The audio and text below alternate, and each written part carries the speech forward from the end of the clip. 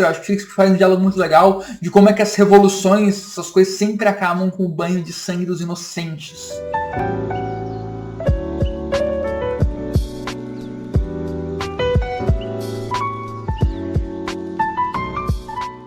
Olá pessoal, tudo bem? Como é que vocês estão? Espero que todo mundo esteja tendo um dia excelente, porque hoje a gente vai falar de um dos meus livros preferidos, que é A Tragédia de Júlio César, do William Shakespeare. Se você está gostando do conteúdo até aqui, eu também peço para, por gentileza, compartilhe com mais pessoas que podem se interessar. Esse episódio, em especial, deu um trabalhinho a mais, porque eu fiz uma dramatização de uma certa cena que eu gosto bastante aqui dessa peça.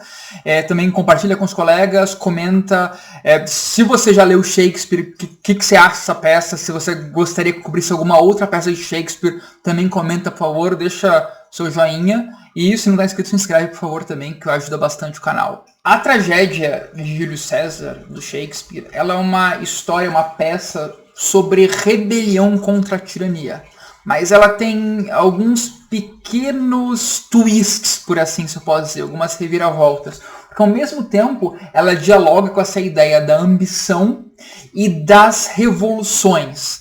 Você tem muita parte de intriga, ironia, o poder da linguagem sendo utilizado para poder manipular pessoas para um lado e para o outro, num clima que é extremamente envolvente e único, que é bem característico da leitura de Shakespeare. Toda essa parte de conspiração, honra, dever, lealdade, ela está envolvida aqui num conflito, num combate que é extremamente humano e que transforma essa obra aqui numa obra muito especial que eu recomendo muito que todo mundo leia. Eu já li algumas peças de Shakespeare e eu posso falar com bastante tranquilidade que essa aqui é a principal, a melhor peça introdutória, na minha opinião. Eu já li Hamlet, eu já li Macbeth, e o que essa peça aqui faz, eu acho que ela permite com que muito facilmente um leitor possa ser introduzido os temas, a linguagem, toda a parte de Shakespeare, como é que Shakespeare funciona.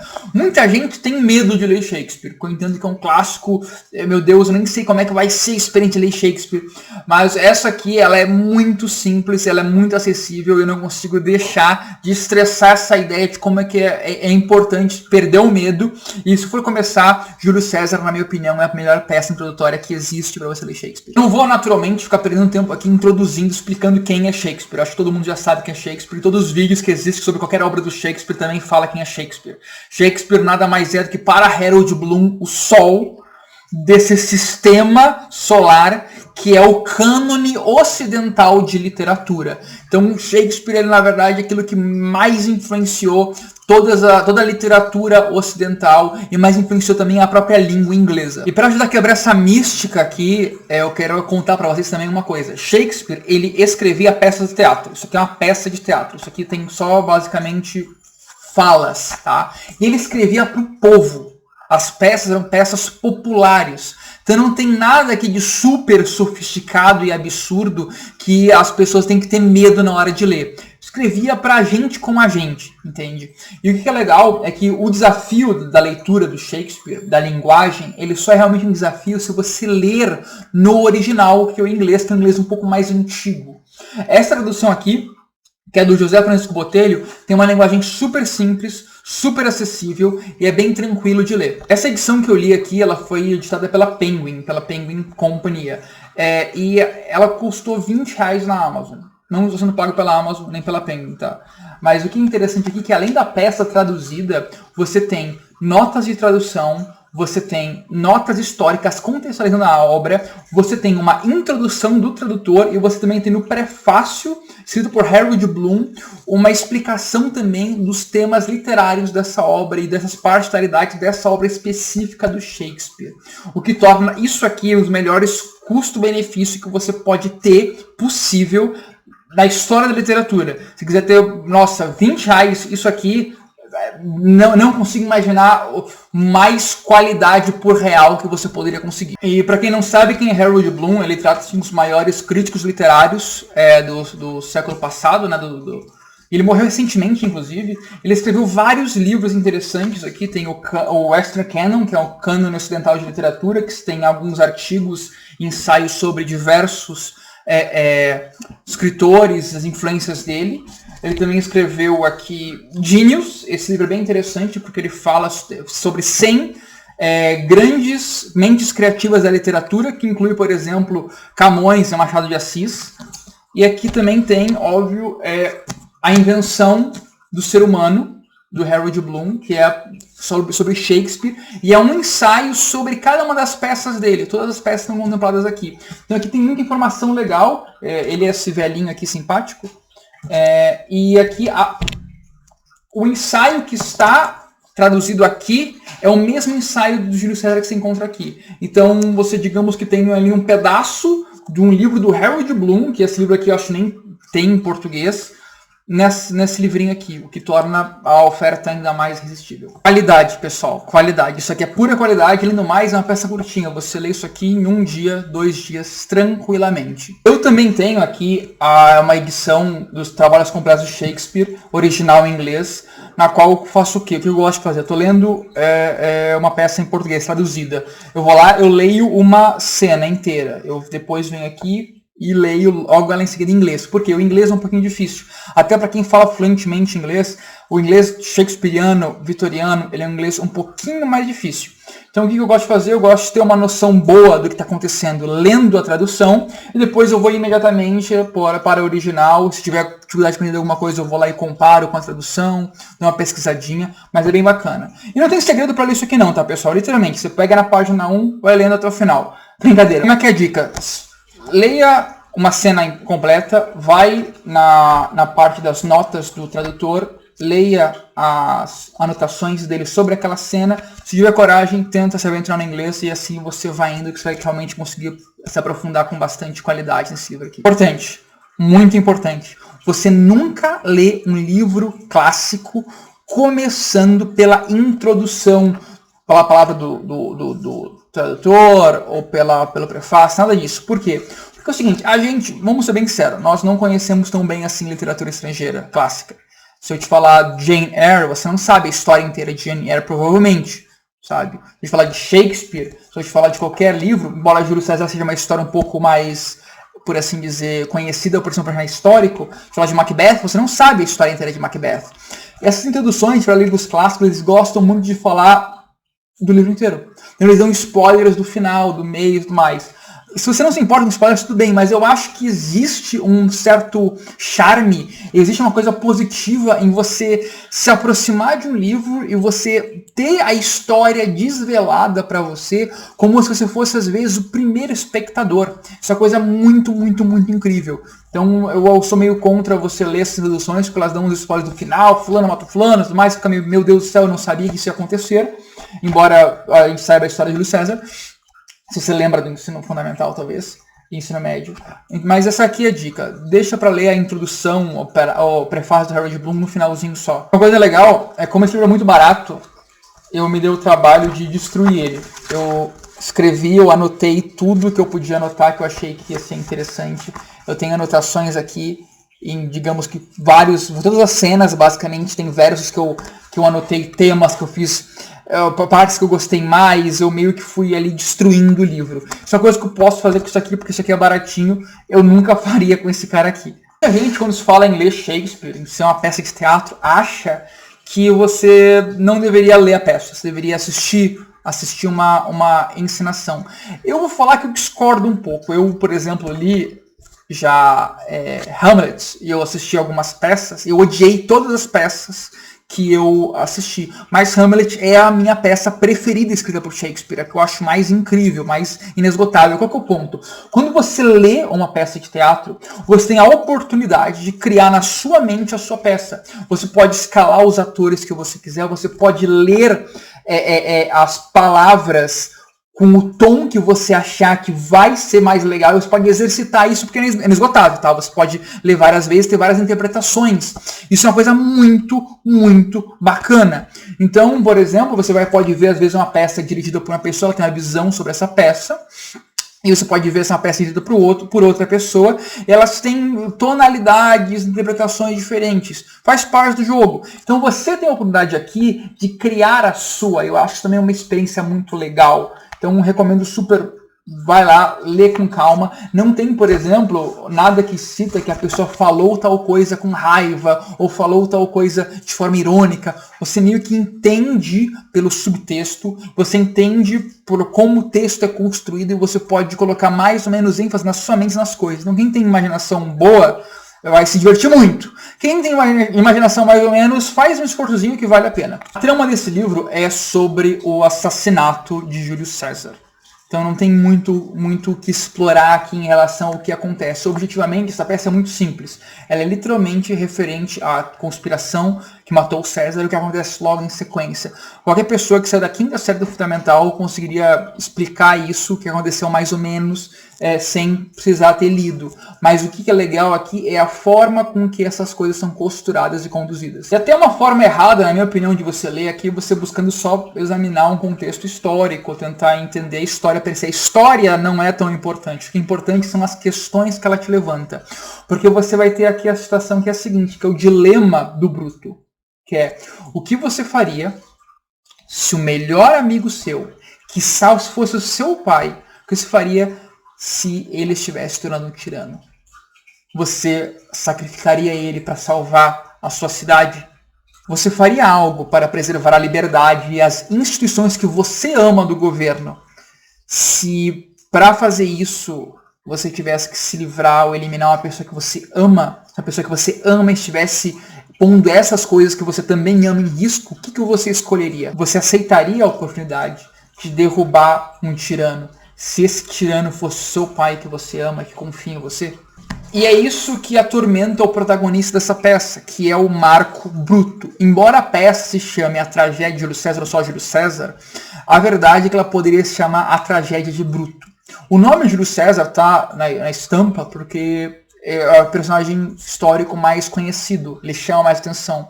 Mas essa história aqui é sobre como que Bruto cometeu um delito e como que ele não soube lidar com ele. Pra ser bem sincero, ali eu poderia chamar também a tragédia de Roma, porque isso é toda a desgraça que acontece com Roma a partir da decisão de Bruto. É verdade que o César, ele morre na metade da peça. E, spoiler, e também no caso ele tem pouquíssimas falas ao longo da peça. Ele é um personagem que mal aparece. Historicamente falando, Júlio César, ele não chegou a ser imperador de Roma, mas ele é o pai do Império Romano. O nome César foi usado depois para designar os imperadores. Em outras línguas, como Tsar na Rússia ou Kaiser na Alemanha, essa palavra, com suas respectivas línguas, significa César. Então, César trata-se da figura histórica mais impactante, gigantesca que Shakespeare já representou. E o que é curioso é que ele mal está na peça, né? A peça é focada mais em outras pessoas.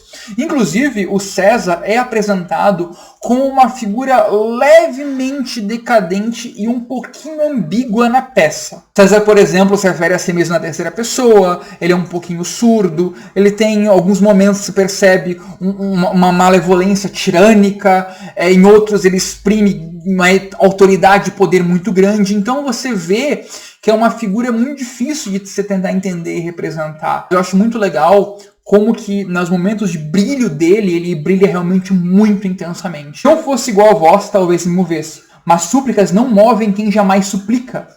Eu sou constante como uma estrela boreal, de cuja natureza firme e inamovível não há qualquer rival em todo o firmamento. Com fagulhas sem conta o céu está pintado. Todas são fogo e como fogo todas ardem, porém apenas uma é fixa e não se move. Assim no mundo é vasta a provisão de homens, homens de carne e osso e alma e pensamento. Mas na constelação humana eu só conheço o único capaz de se manter imóvel, alheio às mutações, perene, e ele sou eu. Essa peça ela se passa logo depois da vitória de César contra Pompeu, e no que seria o fim do primeiro triunvirato. E nesse momento, César ele é o governador interino de Roma. E o que falta para ele ser um tirano, o que falta para ele ser um rei, é basicamente só a coroa e ele se pronunciar que ele é um imperador. E nem todos estão felizes com isso. E dessas pessoas infelizes, uns são mais infelizes que outros. E o mais infeliz desse é o vilão da nossa história, Cássio. O Cássio, ele odeia César. Mas ele não odeia por nenhum motivo altruísta, ele não odeia por amar a república, por amor a qualquer tipo de instituição romana. Ele odeia César porque César é melhor do que ele. Cássio odeia César por inveja. Então o que o Cássio faz, ele começa a articular uma conspiração. E ele usa de uma forma muito ardilosa de comunicação para tentar transformar a ação dele, que é essencialmente má, em uma coisa boa. Ele começa a atrair e enganar as pessoas, fazendo elas pensarem que essa conspiração ela é para realmente salvar a república, que tem algo muito bom nela, mas no fundo, Cássio tem só inveja. Os personagens que são contra César estão contra César por motivos de picuinha, pessoais e inveja. A realidade foi bem assim? É difícil dizer, mas é interessante como que essa peça pinta um quadro cinzento da realidade e da história. César realmente é um tirano, ele ia vir a se tornar esse mal todo que todo mundo fala, infelizmente ninguém tem como saber. E o César, ele era uma figura muito popular, ele foi tribuno da plebe já em dado momento, ele fez várias coisas que realmente por Roma e ele é amado pela população. Então, simplesmente fazer uma conspiração e matá-lo é algo que é muito impopular, não daria muito certo, ele é uma figura muito carismática. Então, no caso, o Cássio ele precisa colocar uma máscara de virtude nessa ação dele. E aí que ele vai atrás de Bruto. Bruto, ele trata-se do personagem com a moral, a moralidade e a honra mais prístina da peça. Ele é claramente um cara bonzinho, um cara com uma moralidade, com um código de valores e ética super elevado e cristalino. Então, ele, no caso, é a pessoa perfeita para o Cássio trazer para si nessa rebelião. E esse dilema que o Bruto se encontra, que eu citei de você mataria alguém que você ama, você conspiraria contra alguém que você ama para salvar a sua cidade, esse dilema, que é o dilema que é imposto a Bruto por Cássio. E Bruto também tem uma grande limitação em Roma. A família dele foi uma família famosa por causa que um antecessor dele, muito tempo atrás, foi quem livrou Roma dos reis ditadores. Então existe um legado histórico no sangue de Bruto que impele ele para poder lutar pela liberdade e pela república. E essa situação toda com César deixa o Bruto muito inquieto, por causa que ele está realmente entre o dever e a amizade, por assim dizer. E o Cássio tira muito proveito a partir disso. Com a presença de Bruto na tentativa de assassinato de César, o que aconteceria não seria mais um grupo de pessoas invejosas que estariam simplesmente matando um opositor político, mas se tornaria uma libertação da República Romana de um tirano, porque é isso que o Bruto representa, e é isso que a popularidade dele em relação à sua própria honra também diz. Então o Bruto ele trata-se de uma figura moralizadora. O discurso que o Cássio usa para convencer o Bruto é algo genuinamente falso, é algo muito ardiloso, muito venenoso. Isso fica claro para nós que estamos lendo, mas ele acaba surtindo efeito gradual no Bruto. Manipulação, intriga e uso da linguagem é uma substância que é muito enfatizada nessa peça. Um dos temas principais é como que você consegue manipular as pessoas através do uso da linguagem, e como Shakespeare é um mestre da linguagem, isso fica muito bom de ler. No ato 2, cena 1, temos o solilóquio de Bruto. É preciso matá-lo, ainda que eu não tenha motivo pessoal para querer feri-lo, exceto o bem comum, pois ele quer ser rei. Como a coroa vai mudar sua natureza? Eis a questão. A luz do dia atrai a víbora e exige precaução no andar. Coroá-lo. Isso é dotá-lo com a ponta de um ferrão. Ele está em diálogo consigo mesmo. O abuso da grandeza ocorre ao separar-se o remorso e o poder. E para ser sincero, não vi César jamais ceder às suas paixões esquecendo a razão. Até que, por fim, talvez a precaução é necessária. A luta não diz respeito ao que ele mostra ser agora. Mas posso argumentar, sua essência dilatada há de crescer a tais e tais extremidades. E devo então pensar que é o ovo da serpente. Ao ser chocado, há de tornar-se peçonhento. É preciso matá-lo ainda na casca. Isso é interessante porque isso mostra que Bruto, de fato, não sabia da natureza de César, não sabia se ele ia ser essa víbora peçonhenta ou não. Mas ele está construindo na sua mente esse cenário e meio que forçando sobre si mesmo essa tal situação, e acaba impelindo ele a tomar uma decisão. E qual que seria o motivo disso? Seria porque Cássio influenciou ele? Será que ele tinha medo que o amor que ele tem por César o cegasse? E isso fez ele tentar contrabalancear as coisas de uma medida? Difícil saber. E o assassinato de César, ela é uma cena muito pitoresca e eu acho que ela tem uma simbologia que para nós lermos hoje, acho que é uma coisa muito impactante. Os conspiradores cercam César no Capitólio, se ajoelham, começam a fazer pedidos para ele, começam a tocá-lo, pegá-lo e puxá-lo. Eles o agarram e começam a dar facadas no César. É uma bagunça sangrenta. E o historiador Plutarco fala que César começou a lutar e defendia-se das facadas, até o momento que ele viu Bruto entre os conspiradores. Então ele desistiu. O engraçado é que essa frase famosa, "Es tu Brute", ou "Até tu Bruto", ela na verdade não existe nenhuma evidência histórica dela.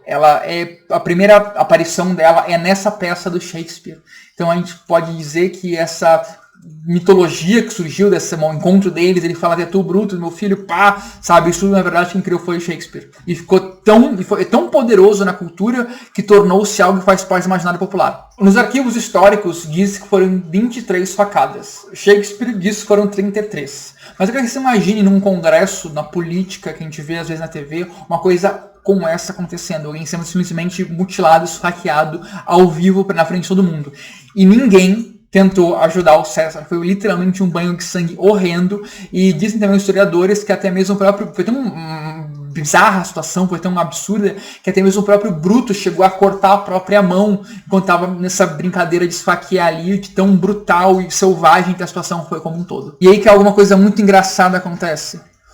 Trágica, na verdade, porque quando César tomba, quando ele morre, os conspiradores levantam ensanguentados, com as facas na mão, e começam a gritar e comemorar. De verdade, está morta a tiraninha. Vão, corram, anunciem nas ruas. E logo depois Cássio vai lá e também grita. Proclamem já nos púlpitos ao povo, rompeu-se a servidão, estamos livres. E isso nos faz muito refletir, porque quantas vezes na história a gente não viu gritos de liberdade sendo feitos e proferidos sobre cadáveres em poças de sangue. Essa história, ela é tão antiga quanto a própria civilização. Isso nos faz pensar, porque essa é uma história sobre fins e meios. Os fins justificam os meios. Será que foi uma coisa boa? Será que vale a pena? Será que é o jeito certo de se agir? O que o Bruto fez foi horrível. Ele assassinou uma pessoa que era próxima a ele e que ele amava, era um amigo de confiança. E essa pessoa também o amava. O que ele fez foi justificado. César nunca se tornou um tirano. Mas se ele fosse, se tornaria justificado da mesma maneira? E ainda a gente pode ir além, por causa que o Bruto matou César porque achava que era uma coisa boa. Mas ele foi convencido por Cássio, que tinha um motivo ruim. Então, em última análise, o Bruto matou César por causa do motivo ruim de Cássio. Uma situação muito mais complexa, muito mais cinzenta e diabólica. E a causa original foi, no fim das contas, inveja e ódio. Uma coisa boa pode surgir disso? E o que a gente já viu, o que a gente tem de conhecimento na nossa história que aconteceu de maneira semelhante? A Revolução Francesa, talvez a Revolução Russa, o que aconteceu talvez no Brasil de parecido. A gente vê que a história, ela realmente não se repete, mas ela rima de uma maneira que deixa um gosto meio amargo na boca. Harold Bloom costumava falar que o mundo não fica melhor ou pior, ele só fica mais velho. E o que é chocante também é você imaginar, assim, logo depois do assassinato, o próprio Bruto também começou a falar e gritar para as pessoas que estavam fugindo, né? Senadores e povo, não se assustem, fiquem aqui, não fujam, não temam. O preço da ambição está quitado. Imagina o cara falando todo ensanguentado, com a mão cortada, com a faca na mão, sobre o cadáver do próprio padrasto, esse tipo de coisa. Todo mundo fugiu, de medo, de horror, de pavor, porque a situação ela foi horrível. Foi um banho de sangue selvagem e barbárico. Você vê o divórcio que existe entre o Bruto, ao que acontece na cabeça dele, e a cena per se. Porque o Bruto imagina que ele está livrando Roma, uma coisa boa.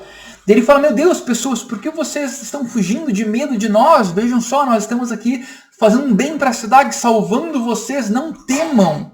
Não temam, olha só a desconexão do pensamento, ele ali tão ensanguentado, não temam, voltem para cá, não fujam vocês. E se a gente pensar, um número incontável de pessoas na nossa história fizeram a mesma coisa da mesma maneira. Sobre quantos cadáveres não foi construída a Revolução Russa ou Francesa, por exemplo, como eu já citei. Percebem como é que essa obra aqui ela é incrível? E depois o Bruto vai lá e ele vai no púlpito falar para as pessoas, para as massas, por que ele matou o César. Para basicamente acalmar a população. Então ele faz este discurso. Prefeririam ter César vivo e morrerem como escravos, ou verem César morto e viverem em liberdade? Porque César foi meu amigo e eu choro. Porque ele foi venturoso, eu me alegro. Porque ele foi valente, eu respeito. Mas porque ele foi ambicioso, eu o matei. Então Bruto convence a população de que César foi morto porque ele era ambicioso. Nessa hora acontece algo maravilhoso, por causa que nessa hora a população começa a concordar com Bruto e gritar que Bruto seja César, então, que Bruto seja coroado.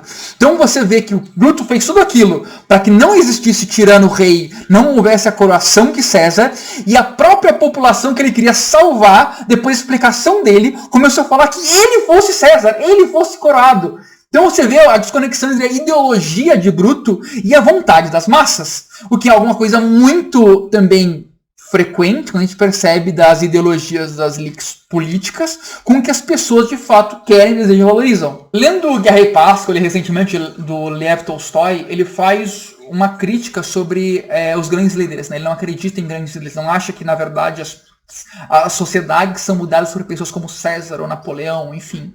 Ele acredita que existe um movimento dos povos. Eu não posso dizer que eu concordo com ele, mas vamos lá. Ele diz que existe um movimento dos povos e que esses movimentos são inevitáveis. Se não houvesse Napoleão, haveria outro. E ele, isso é possível você ler isso, por exemplo, nessa cena, por causa do que você vê é que a população estava preparada e desejava o cesarismo independente do César. Então, mesmo matando César, o que aconteceu? Eles abriram o espaço para outra pessoa ocupar essa posição de destaque e servir, no caso, a esse ímpeto, esse zeitgeist dessa população. E, de fato, o que aconteceu na história foi que outra pessoa assumiu o papel do César. Então, eles trocaram o certo, que era César, por o duvidoso. E daí houve o segundo triunvirato e tudo mais na história que a gente conhece. Você concorda com essa ideia? Que se não fosse Napoleão, seria outro. Se não fosse Hitler, seria outro. Se não fosse Stalin, seria outro. Que, na verdade, essas figuras, eles são quase como se fossem avatares do ímpeto, da alma, da vontade dessa população que caminha numa certa direção cultural, social, filosófica, talvez. Eu não posso dizer que eu concordo muito com isso, mas se você concorda, se discorda, comenta aí também. E o que aconteceu é por causa que o golpe executado por Cássio Bruto, na verdade, acelerou a degradação da República Romana.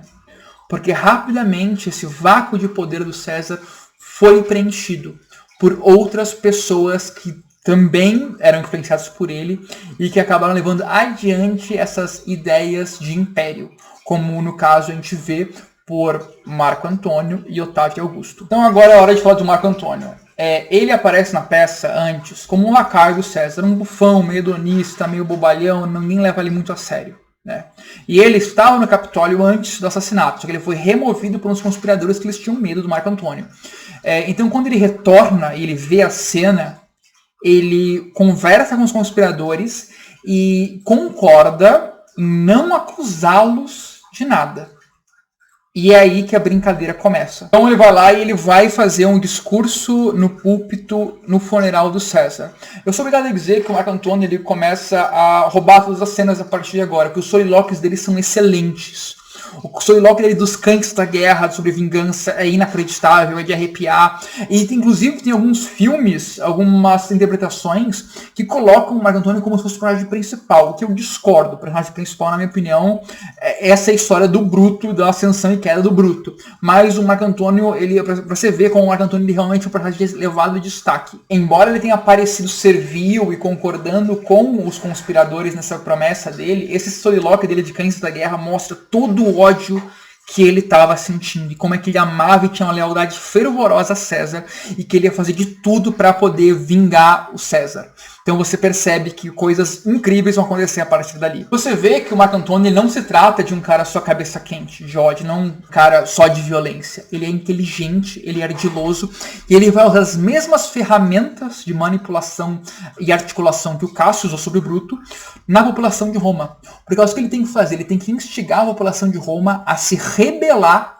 contra os conspiradores. Ele precisa ganhar o coração deles e destruir aquilo que, no caso, dava toda a moral e a confiança e a bondade por trás dos atos. Ele tinha que destruir aquilo que moralizou o golpe, a conspiração, que era a honra e a reputação de Bruto. E aí, meus amigos, a gente tem o que eu acredito ser a melhor cena do livro, que é o solilóquio do Marco Antônio. Ato 3, cena 2, melhor cena da peça. Irmãos romanos conterrâneos, me ouçam. Eu venho enterrar César, não louvá-lo. O mal que os homens fazem vive sempre, mas o bem enterrado com seus ossos. Que seja assim com César. O bom Bruto disse que César era ambicioso. Isso é verdade, eis um grave crime. César foi punido gravemente. Com a permissão de Bruto e os outros todos, porque Bruto é um homem muito honrado, os outros todos homens muito honrados, venho falar no funeral de César. Foi meu amigo. Justo, bom, leal. Mas Bruto diz que ele era ambicioso. E Bruto é um homem muito honrado. Vários cativos César trouxe a Roma, cujo resgate os cofres públicos encheu. Isso em César parece ambicioso? Vendo os pobres chorar, também chorava. A ambição deve ter metal mais duro, mas Bruto diz que ele era ambicioso. E Bruto é um homem muito honrado. Vocês viram, nas festas do Percais, que 3 vezes ofereceu a coroa, 3 vezes se acusou. Isso é ambição. Mas Bruto diz que ele era ambicioso. E, claro, ele é um homem muito honrado. Não venho contrariar o que ele disse. Só venho dizer o que conheço e sei. Todos vocês um dia amaram César. E não foi sem razão. Então me digam. O que os impede de chorar por ele? Há juízo, fugir dessas feras e os homens estão loucos. Um momento. Minha alma entrou nesse caixão com César. Devo calar até que volte a mim. A forma que a linguagem é belicosamente empregada para infundir nos voláteis corações dos romanos amor por César e ódio pelos conspiradores é inacreditável. É extremamente sutil, é empregada muita ironia e o resultado é simplesmente explosivo. O engraçado é que o Marco Antônio faz apenas acusações indiretas. Ele não chega a quebrar o juramento que ele fez de realmente acusar e atacar os conspiradores. Mas ele lidera, ele direciona as paixões dos romanos para a conclusão que ele quer, sem fazer isso que ele falou que não faria. Eu acho engraçado que depende do ator que vai fazer essa interpretação, é muito diferente o resultado, o enfoque que é dado. Por exemplo, aqui na descrição do vídeo eu vou colocar 2 links, um do Damian DeLuise e o outro do Marlon Brando fazendo a mesma cena, que eu também fiz. Mas o que é engraçado é que eu acho que a do Damian DeLuise é muito superior à do Marlon Brando, muito superior em relação à intensidade, em relação a como que ele coloca as emoções e ele emprega a linguagem. Enquanto do Marlon Brando pareceu, sei lá, eu não sei, política demais, não tenho certeza, pareceu muito inflada. Às vezes é uma tentação muito grande você pegar um solilóquio do Shakespeare, você querer gritar muito nele, né, você querer fazer meio que dar tudo de si na cena, sendo que eu acho que algumas sutilezas elas são mais impressionantes do que realmente atuações explosivas, e esse é um texto que ele dá muita margem para muitos tipos de diferentes sutilezas. É possível dar uma aula inteira de 2 horas, talvez, sobre essa mesma passagem, esse mesmo discurso do Marco Antônio, falando de verso a verso de como é que são incríveis os recursos utilizados, mas acho legal também o leitor poder ter a experiência de provar pela primeira vez, absorver e se deliciar com essas palavras, e imaginar o discurso como cabe na sua cabeça, como a sua inspiração mesmo indica, antes de realmente ficar se aprofundando também em detalhes muito técnicos. A população se revolta, começa a perseguir os conspiradores, começa a queimar coisa, começa a ir atrás de gente, que eles vão, inclusive os conspiradores fogem da cidade, até um mesmo um poeta chamado Sina, ele acaba sendo injustamente assassinado pela população, porque tem um nome parecido com um dos conspiradores. Isso mostra, acho que faz um diálogo muito legal, de como é que as revoluções, essas coisas sempre acabam com o banho de sangue dos inocentes. Dessa maneira, Roma acaba entrando em uma nova guerra civil. A guerra civil que César tinha encerrado renasce, sendo que se forma o segundo triunvirato entre o Marco Antônio, Otávio Augusto e o Lépido contra os conspiradores Cássio Bruto e as demais figuras ali para poder lutar, no caso, por Roma. E todo mundo sabe o fim dessa história já. E eu não queria nem sequer me alongar muito aqui, porque eu acho que tem um terço da peça ainda para acontecer. Eu acho que é muito interessante que todo mundo leia por conta e absorver por conta as coisas. Então vamos só debater sobre alguns temas principais aqui que eu acho que são interessantes de conversar. O interessante é que nós vemos uma certa natureza cruel também no Marco Antônio, também no Otávio Augusto, por causa que o vácuo de poder e o triunvirato que eles formam permite com que eles se aproveitem da situação para, digamos que, assassinar diversos opositores políticos e fazer um verdadeiro expurgo no Senado.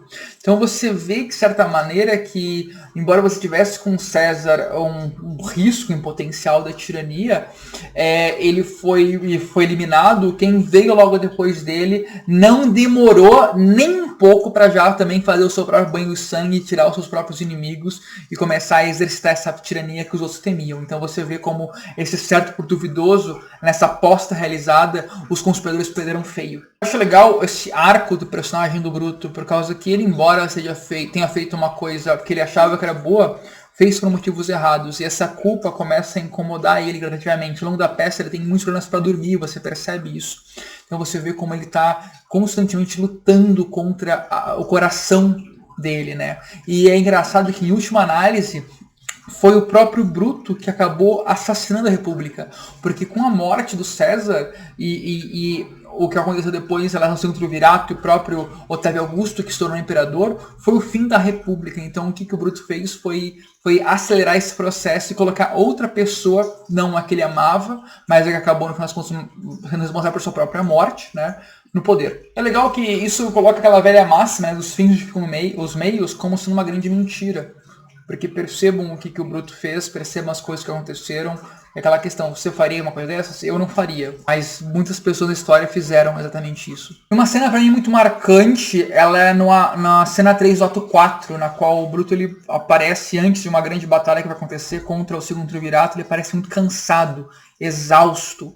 E ele parece que a culpa está esmagando ele se comunica de forma difícil, e ele está meio que num negócio que ele não está mais sustentando em pé. Essa cena do Bruto com o seu criado Lúcio, eu acho que é uma cena de muita intimidade, uma cena muito bonita, é uma cena que mostra muito bem esse sofrimento interno que o Bruto está passando. A gente percebe que o que o Bruto inveja do Lúcio é que o Lúcio dorme tranquilamente em paz. Isso é uma coisa que o Bruto não consegue fazer. É aquela velha sensação da culpa, né? Então, por temas tão delicados, emocionantes e bonitos como esse, eu acredito que essa peça ela é perfeita, na verdade. Ela é bem simples, ela é realmente muito boa. Ela é 10/10, leiam, por favor. O próprio Harold Bloom aponta coisa que ela poderia melhorar. Essa peça perfeita, não, de fato, ela não é. Ela não chega a exercitar essa possível paternidade que existia entre o Bruto e o Júlio César, né? Porque o Júlio César era uma figura de quase um padrasto para o Bruto. Então ele meio que negligencia esse ponto e acaba focando em outros temas. Entretanto, esses temas que é decidido focar, eu, na minha opinião, acho que são perfeitamente bem desenvolvidos. Então, se você gosta de história antiga, se gosta de peça de teatro, você gosta de livros clássicos em geral, coisa com um livro de discussão política, social, eu acho que essa peça é para você. Não tenha medo, leia, ela é excelente, eu super recomendo, vai na fé, baratinha e você não tem como se arrepender, eu prometo. Não existe nenhuma porta de entrada melhor para Shakespeare que essa peça aqui, cheia de intriga, cheia de ambiguidade e dilemas morais. Fica aqui a dica, se você gostou, como eu falei, comenta, se você acha que tem outras peças que seria interessante também comentar aqui, também manda nos comentários. Dá o seu like se você curtiu. Eu te vejo no próximo vídeo. Que Deus abençoe.